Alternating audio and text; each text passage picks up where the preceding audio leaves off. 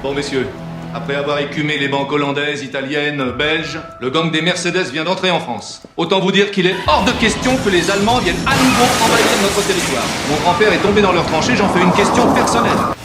Alors la liaison Paris-Beaune, l'amitié franco-allemande, hein, mes fesses, d'accord? Moi, elle fait plutôt un joli bruit pour un taxi. Connaisseur? Bon alors écoute, je te fais une proposition.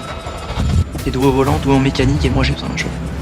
Ça fait 3 bonnes raisons de t'engager pendant 1 mois au salaire de stagiaire. Et j'oublie toutes tes infractions. Tu veux que je fasse le flic pendant 1 mois, c'est ça? Qui coupe piéton à toi de choisir.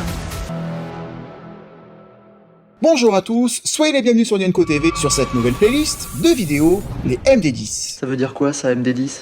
Moins de 10 minutes. Sur cette partie de la chaîne, on va aller vite, pas de hors-sujet, pas de blablabla inutile. Eh bah ferme ta gueule alors, ça sera plus simple. C'est pas faux. Quoi de mieux pour inaugurer cette playlist que de commencer par le film qui m'a inspiré cette idée de MD10, à savoir Taxi.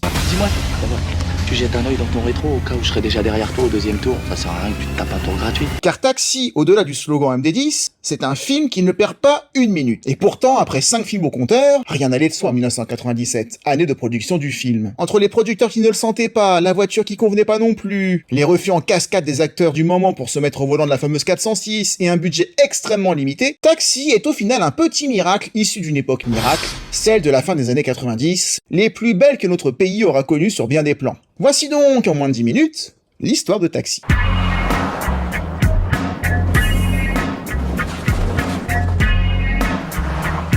James Cameron avait sa vision d'un Terminator sortant des flammes alors qu'il était malade et habité en Italie. Luc Besson aura sa vision de son taxi dans un taxi, coincé dans les bouchons, et imaginant un chauffeur de taxi justement suffisamment compétent et inventif pour les en sortir. Ce sera le point de départ d'un film écrit en à peine 30 jours, et qui en plus sera réalisé dans le même laps de temps, à savoir 28 petits jours seulement. Ça me rappelle d'ailleurs la meilleure réplique du pathétique Mortal Kombat Destruction Finale. La Terre a été créée en 6 jours. Il en sera donc de même pour sa destruction. T'avais pas dit pas de hors-sujet? T'as raison Paul, désolé parfois je peux pas me retenir. Le problème, c'est que Luc Besson est très occupé. Le réalisateur du Grand Bleu, de Nikita, ou plus récemment à l'époque de Léon, est très occupé. En l'occurrence par le tournage du 5e élément, qui lui aussi va avoir le droit à sa poursuite en taxi. Tiens. Pour le réaliser à sa place, Luc Besson pense à Gérard Pierres, qu'il avait rencontré avant de tourner son premier film, à une époque où Besson n'était même pas considéré par ses semblables, personne dans le métier ne lui adressant la parole, sauf lui. Et bien que Pierres ne réalisait plus de long métrage depuis un grave accident de moto en 1981, il souhaitait lui rendre l'appareil et relancer sa carrière, estimant que sa passion des sports mécaniques et de la vitesse en ferait le réalisateur idéal pour le projet Taxi. Un taxi blanc à grande vitesse. Bien qu'absent des plateaux de tournage depuis 15 ans, il n'était cependant pas resté inactif, puisqu'il avait réalisé des centaines de pubs, notamment pour les voitures Peugeot, comme la pub de la 205 qui aura marqué toute son époque. Sacré 205, j'aime ton numéro. Sauf qu'un réalisateur oublié qui tournait des pubs, ça ne faisait pas rêver les producteurs de la Gaumont. Car si c'était pas Luc Besson qui le réalisait, pourquoi prendre des risques et investir là-dedans? De plus, une Peugeot 406, ça ne faisait pas rêver à l'époque. Quitte à financer un film et à prendre des risques, autant vendre une voiture qui a de la gueule, comme un cabriolet. Oui, un cabriolet, même s'il y a que 2 places dedans, pour un taxi, c'était pas grave. Ça en était trop pour Luc Besson, qui créera sa propre société de production, Lilou Productions. Lilou Dallas Multipass. Encore une fois, on sent bien l'influence du 5e élément. Lilou Productions qui deviendra par la suite EuropaCorp et qui produira tous les films de l'écurie Besson, de Jeanne d'Arc à Taxi 2 en passant par Yamakasi, Wasabi, EuropaCorp étant toujours actif de nos jours au passage. Mais pour l'heure, cette petite production coproduite par TF1 et Canal+, ne disposera que d'un budget modeste. À peine 8 millions d'euros, 50 millions de francs de l'époque. Comme quoi, pas besoin de grand chose pour faire un bon film. D'ailleurs, ce budget modeste va sûrement être la raison du futur succès du film. Car Taxi aurait dû se passer à Paris. Mais non seulement les autorisations de tournage coûtaient plus cher à Paris, mais elles étaient en plus bien plus difficiles à obtenir. Et tout comme Samy Nasseri et Frédéric Diffenthal n'étaient ni les premiers choix ni les seconds choix du casting, ces derniers étant à l'époque surtout des seconds rôles, même si tous deux avaient déjà gagné des prix d'interprétation, ils étaient connus dans le métier mais personne ne connaissait vraiment leur nom. Alors t'y vas tout de suite et en courant, je garde ton pote. Vas-y, putain de merde! Luc Besson va en effet essuyer les refus de Patrick Bruel, de Vincent Perez, d'Yvan Attal ou encore de Mathieu Kassovitz. Personne ne voulait se mettre au volant de cette voiture. Et de la même façon pour le lieu de tournage, Luc Besson va aussi se rabattre poliment sur Marseille, ville où les autorisations de tournage étaient moins chères. Et je pense que le film va beaucoup y gagner, car Marseille est une ville très étendue, traversée par 3 autoroutes, donc très pratique pour les scènes de poursuite et d'action, et surtout la lumière naturelle de cette ville va, à mon sens, fortement participer à l'identité et à l'aura du film. Avec un casting très jeune ou méconnu, de Marion Cotillard qui fera carrière à Bernard Farcy, aperçu dans Les Trois Frères, ou encore à Emma Sjöberg, mannequin d'origine suédoise ne parlant pas un mot de français et qui récitera son texte phonétiquement, en passant par Samina Seri qui était très à l'aise avec les voitures, sans pour autant avoir son permis qu'il devra passer en accéléré sur place avant le tournage, comme quoi souvent, la réalité inspire la fiction. Je voudrais pas qu'on vous enlève votre permis à cause de moi, hein. Vous inquiétez pas, monsieur. Je n'ai pas le permis. Ah ben, c'est magnifique. Tourner à Marseille va amener aussi le groupe IAM à composer la bande originale du film, ce qu'il n'aurait sans doute pas fait sinon. Toute la bande originale du film à l'exception de la chanson Tu me plais.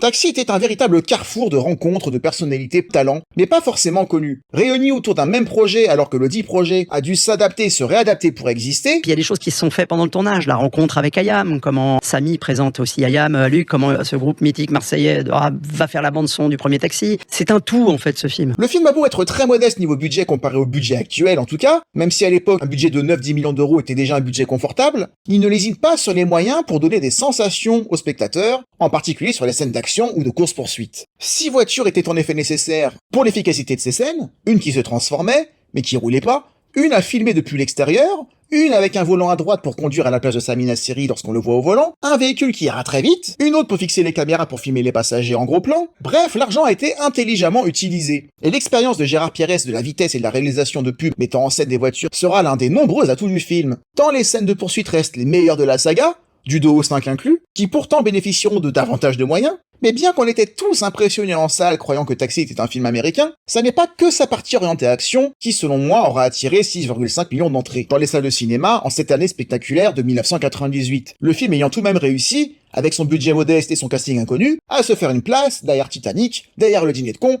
ou encore derrière Les Visiteurs 2.